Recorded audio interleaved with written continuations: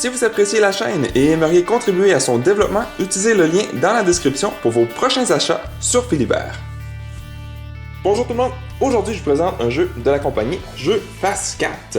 Donc le jeu s'appelle Pièces cachées et puis c'est un print and play que vous pouvez retrouver sur leur site internet que j'ai mis dans la description. Et puis le but du jeu, ça va être de trouver une des pièces qui serait cachée. Donc ici, on a 17 petits carrés avec toutes sortes d'images comme ceci. Et puis le but, ça va être de les mettre à la bonne place et puis voir quel qui reste à la fin. Puis ça va être de le faire plus rapidement que votre adversaire. Donc, dans ce que vous allez recevoir, donc juste ici, donc vous avez plein de modèles que vous allez pouvoir suivre. Ensuite, vous avez les pièces ici que vous allez pouvoir découper. Donc, ça vient avec deux plateaux, mais si vous voulez l'imprimer plus qu'une fois, donc vous pouvez jouer à plus que 2 joueurs. Et puis, découper les petits carrés qui sont ici, donc une par joueur.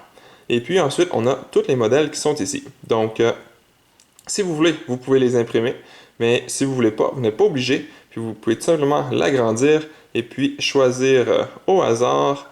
Et puis donc, pour cette partie, eh bien, ce serait celle-ci. Donc, par exemple, si c'est celle-ci que j'ai choisie, eh bien, les joueurs vont devoir placer leur petit carré à la bonne place. Donc, si on regarde ici, donc j'ai le symbole jeu face 4 comme ceci. Donc, je sais que je dois le placer ici. Ensuite, je dois trouver mon 4. Où est le 4? Ici.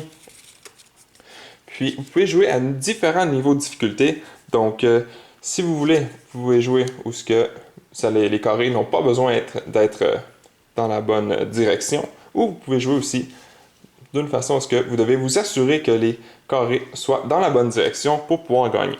Donc, une fois qu'ils sont tous placés, donc je vais le faire de façon avancée rapide.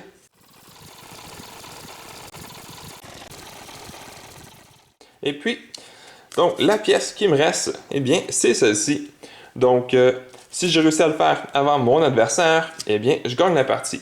Puis ensuite, on peut regarder voir si j'ai pas fait d'erreur. Si vous voulez jouer avec un niveau de difficulté un petit peu plus élevé, donc si j'ai fait une erreur, bien, on peut dire qu'on recommence, on continue jusqu'à temps qu'il n'y ait plus d'erreur, ou peu importe. Donc, les règles sont quand même assez flexibles pour ceci. Et puis, il y a une autre façon aussi de jouer que je trouve quand même assez intéressante. Eh bien, c'est qu'on va jouer avec seulement un plateau, ou vous pouvez jouer en équipe aussi, donc en équipe de 2. Et puis, un joueur va avoir accès au plateau ou au modèle ici. Et puis, l'autre joueur, eh bien, va pouvoir placer les carreaux à la bonne place. Donc, le joueur va devoir donner des indications. Donc, par exemple, donc, le carré vert en haut à droite. Donc, le joueur va le placer ici. Par contre, c'est sûr que s'il est assis de l'autre côté, mais pour lui, ça va être à la gauche. Donc, votre but, ça va être de donner des explications claires et précises pour que la personne puisse réussir à placer tous les carreaux de la bonne façon. Et puis, donc, vous pouvez jouer juste à 2. Donc, essayez de le faire le plus rapidement possible. Vous pouvez regarder votre temps, essayer de vous améliorer. Vous pouvez jouer en équipe de 2. Donc, 2 personnes, une de chaque équipe qui regarde, puis une de chaque équipe qui place les carreaux. Puis, la première équipe qui termine, eh bien, gagne. Ça peut être aussi intéressant pour des activités au travail, comme pour inciter la collaboration, ou à l'école avec vos élèves, si vous êtes professeur ou peu importe. Ça peut être une bonne façon de les faire travailler sur leurs explications. Parce que si je dis tout simplement placer le petit bonhomme rouge à côté du carré vert, puis je viens le placer comme ça, on peut voir qu'il n'est pas dans le bon ordre, ou de la bonne façon, dans la bonne orientation. Donc j'aurais fait une erreur. Ou si j'aurais tout simplement pas celui-ci, puis que je dis placer le petit bonhomme rouge à côté du carré vert, bon, est-ce que je le place ici ou je le place ici? Donc, ça vous permet vraiment de travailler sur la précision de vos explications. Donc, voilà, c'était une petite présentation du jeu Pièces cachées.